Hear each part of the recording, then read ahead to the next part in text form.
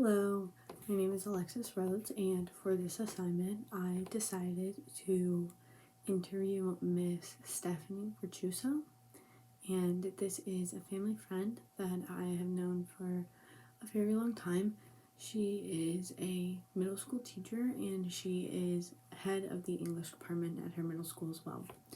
She's been teaching for 6 years, and I thought it would be interesting to get her perspective of leadership and hear a little bit about what she has to say, because I knew her before she became head of her department. And so I thought it would be interesting to see the things that have changed and the experiences she's had, things she's learned, and how it shaped her into the leader that she is today.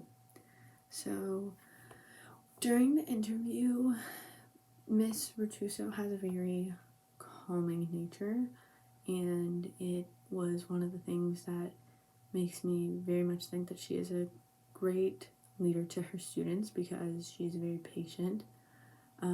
She is very approachable. She felt very easy to talk to. Granted, I have known her for a while, but for as long as I can remember, she's been very easy to talk to and very approachable. She was also a very good listener.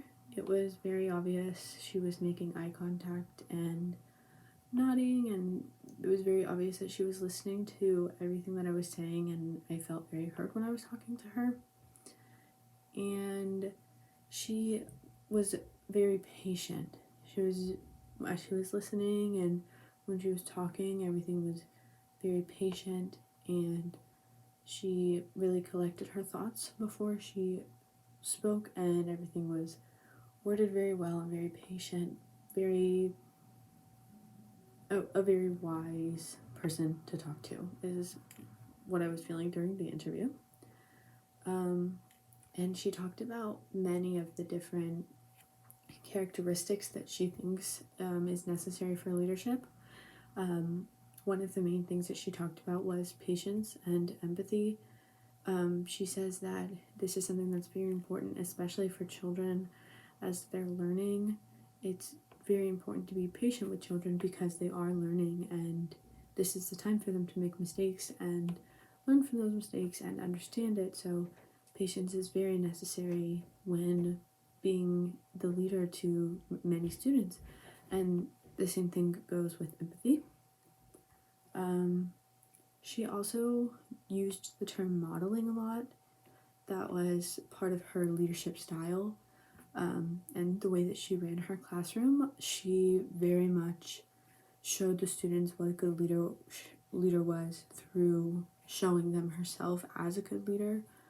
She has very many traits of a great leader, and she does activities with her students where she actually delegates leadership to her students. So not only is she constantly modeling what a good leader should look like and what a good person within her classroom should look like, she's also giving the students the opportunities to take what they've seen her do and try it themselves and experience leadership themselves and what works for them and how they work with others and what it's like to be the leader. Another thing that she talked about was having confidence. This was another thing that Miss Virtuoso was very passionate about building within her students, and one of the things that she said was the driving force in letting her students know what it felt like to be leaders on their own. She said as these students are given these opportunities to become leaders and they try it out and they do it when they're in school, it grows a confidence for confident leaders in the future, which is one of the very important traits of being a leader. So these opportunities that these children are given in their younger years when they're still in grade school are very important for building confidence for the future.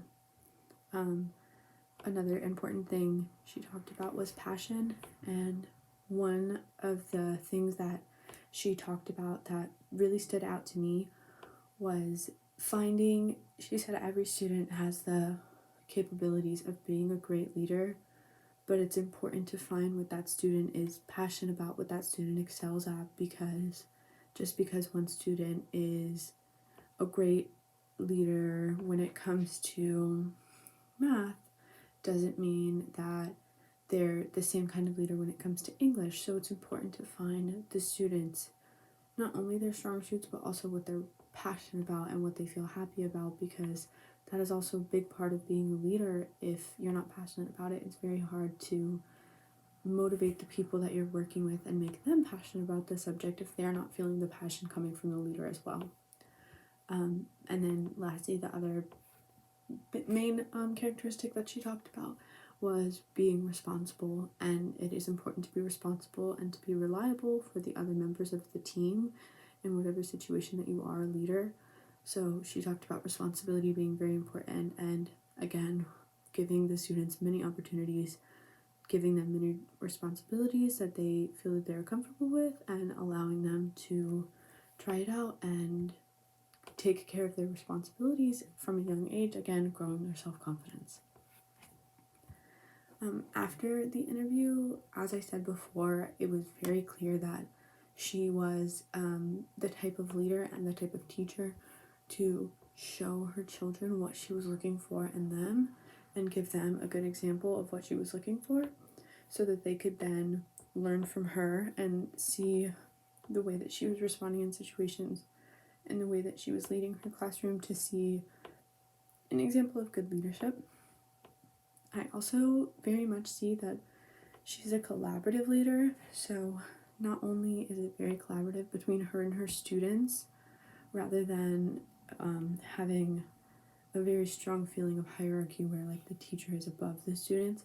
It's a very collaborative effort, but also on her team of, she's the department head of English, on her team there with her adult colleagues. She's a very collaborative leader that wants to work with everybody and wants to make sure everybody's feelings and ideas are heard and listened to. She wants to make sure everybody on the team feels as though they are a part of the conversation, and that is the kind of leadership that she feels works best for her and her team, and that's how they get stuff done, and they work very well together. So she thinks that being a leader where you've included all other members in the team and made everyone feel as though they have a meaningful part in whatever project it is that they're working on is what she's found to work best for her. And then some of the other key statements, I already said the one key statement a little bit ago. She said it's very important to get to know the people on your team, because it's important to know the things about them and the things that they like in order for you to understand the kind of leadership that may work best for them and the kind of maybe different communication styles or different things like that within the group dynamic you might be working with. It's very important to get to know everybody on your team. She also, a thing that she said that I very much liked was being a leader is not about instilling fear in the people that you're trying to lead, which I think is very important and a very big thing that I hold dear to my heart when it comes to me being a leader. But she said that it's about making your team feel comfortable enough to make mistakes around you, because that shows that they're not scared enough, or they're not scared in front of you, and they are comfortable within their workspace to make mistakes, which then leads to growth. So it's very important to make sure that everybody is comfortable and not scared that they may lose their job or face repercussions over a minor thing. She also said that it was very important about giving leadership opportunities to the different people to, again, build self-confidence, especially in the children at the young age, and get them on a good understanding of what it's like to be a leader from a young age. And she also said everyone should be held to the same high expectations. Just because a student may seem shy or a little bit more quiet does not mean that they are not going to be a good leader, does not mean that they're not capable of being a leader. So anybody can be a great leader. There's no different expectations just because you don't think they might have the one quality to be a leader. And lastly, be understanding when people make mistakes, and let it be a time of growth and not a time of argument, or again, not a time of fear. And yeah, she gave me some very insightful things during this interview, and I'm very glad that I was able to talk to her and get some of her perspective from this interview. Thank you.